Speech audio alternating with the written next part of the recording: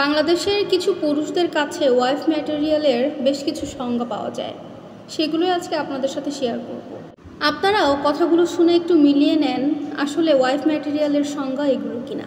প্রথমত, একটা মেয়ের কোনো চাহিদা থাকবে না, বছরের পর বছর সংসার করবে, কিন্তু সে মুখ ফুটে কিছু চাইতে পারবে না। স্বামী যদি দুই একটা গিফট দেয় তাহলে মেয়েটা অঢেল খুশি হবে। পুরুষটি নিজে তার বন্ধু বান্ধব বা অন্যান্যদের সাথে নিজে বাইরে হ্যাং আউট করতে যাবে, কিন্তু মেয়েটি কখনোই বাইরে যাবে না। মেয়েটার কোনো বন্ধু বান্ধব থাকতে পারবে না, থাকলেও সেটাকে না থাকার মতন করেই রাখতে হবে।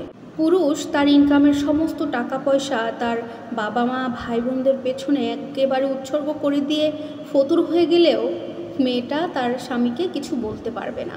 মেয়ে হিসেবে কোনো দামি শাড়ি, কোনো গহনার ডিমান্ড করতে পারবে না। একটা দুইটা শাড়ি অথবা 3 পিস, তাও কম দামের মধ্যে যদি ডিমান্ড করে তাহলে কোনো সমস্যা নাই।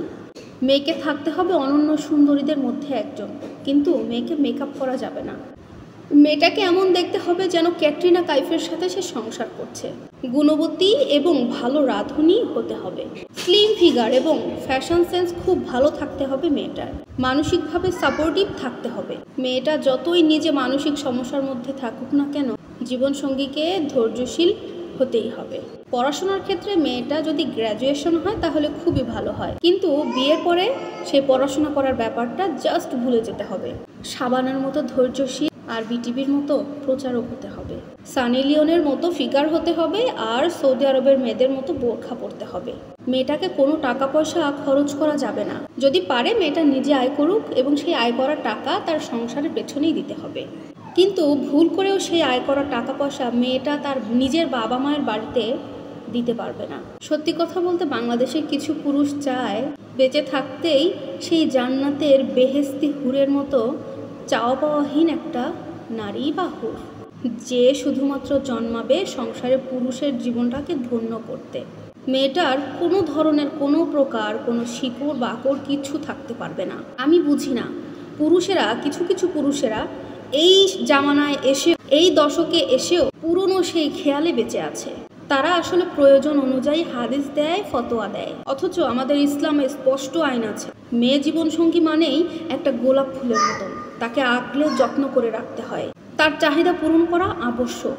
সে যদি নিজের সংসারে, আপনার সংসারে কোনো কাজ না করে, সে যদি চায় আরাম আয়েশ করে কোনো কাজ না করে আপনার সংসারে দিন পার করবে, ওই সময় আপনার স্ত্রীকে ফোর্স করার মতো কোনো অধিকার নেই।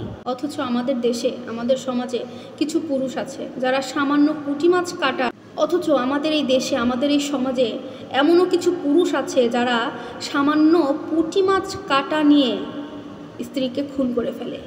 নিজেরা থাকবে ডেনিসি ডাকের মতন চরিত্রের অধিকারী নিয়ে, আর জীবনসঙ্গী থাকবে শাবানার মতন ধৈর্যশীল হয়ে। এর থেকে বড় ভণ্ডামি আর কি হতে পারে আপনারাই বলেন তো। প্রিয় দর্শক, আমার বলা কথাগুলো লিখেছেন মাসুমা ইসলাম নদী।